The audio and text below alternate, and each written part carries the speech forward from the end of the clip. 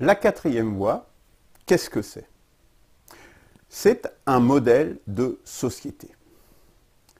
Un modèle de société, pour être viable, doit adresser la question des forces sociales. La question des classes sociales, aurait dit Marx, c'est-à-dire les rapports de force durablement instaurés par ce modèle. Le capitalisme, la gauche avec le socialisme ou le communisme, la droite avec le fascisme, sont trois modèles dysfonctionnels. C'est bien ce que nous avons constaté aujourd'hui et hier. Face à ce constat, une troisième voie, celle d'une collaboration de classe, a germé dans les esprits. C'est toute une variété de modèles qui sont survenus, mais dont Macron, par exemple, est une occurrence, avec son fameux « en même temps ». Fils spirituel de Giscard d'Estaing, avec, lui, à son époque, le 2 Français sur 3. Une autre approche, que j'appelle moi la troisième voie plus plus, était plus nationaliste.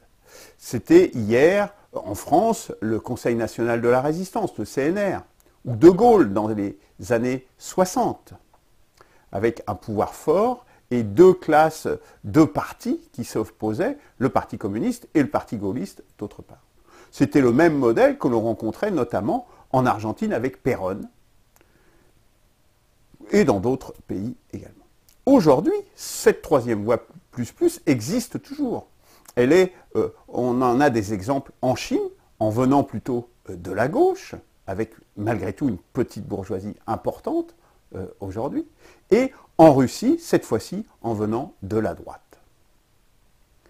Mais cette troisième voie plus plus, elle aussi souffre de problèmes graves, d'un problème essentiel, c'est qu'elle repose sur un pouvoir autoritaire, nécessairement sur un pouvoir autoritaire.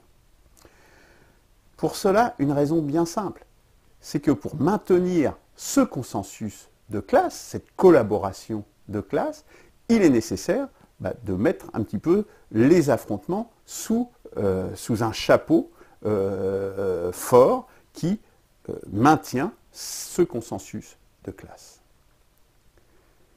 Dès lors, l'idée d'une quatrième voie surgit fatalement, parce qu'on n'a pas envie d'avoir toujours ces choix qui sont guère meilleurs les uns que les autres. Et c'est bien cela, la quatrième voie. La quatrième voie remplace ce pouvoir autoritaire par la mise en place d'une constitution. Une constitution qui prend acte de ces oppositions entre les classes sociales, de ces rapports de force entre les classes sociales. Et donc, qui pose l'opposition et la coopération, parce qu'on ne s'oppose pas tout le temps, ou on ne coopère pas tout le temps entre classes, qui la pose dans son modèle de société, justement. Une coopération, opposition permanente entre deux classes de force moyenne.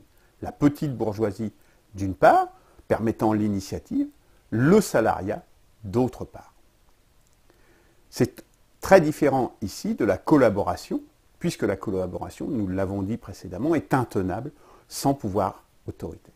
Là, ce sont des règles du jeu qui sont consenties par des classes de force moyenne.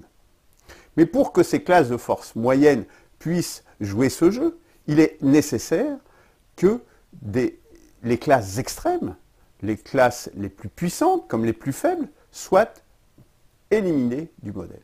Eh bien, c'est le cas, puisqu'il faut éviter l'existence de la classe des plus riches, parce qu'ils sont trop puissants et qui pourraient pervertir les acteurs du système, donc par la limitation de l'accumulation du capital, et d'autre part, la suppression également de tous ces indigents, dont les migrants, par exemple, ou la mafia sont des instances, parce qu'ils sont trop miséreux, et donc par la satisfaction des besoins élémentaires de ces personnes.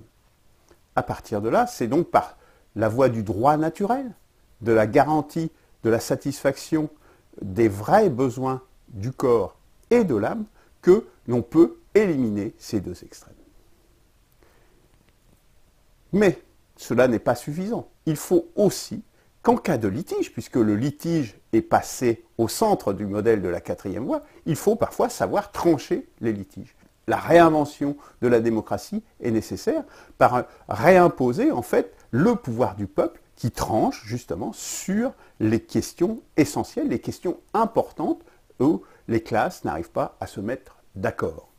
Eh bien, notamment par le référendum et en particulier par le référendum d'initiative citoyenne, que ce modèle peut fonctionner sur le long terme, puisqu'on a à la fois un modèle vertueux de collaboration, opposition permanente, mais qui permet également de trancher par le peuple, par la démocratie, lorsque c'est nécessaire. Voilà, c'est cela la quatrième voie.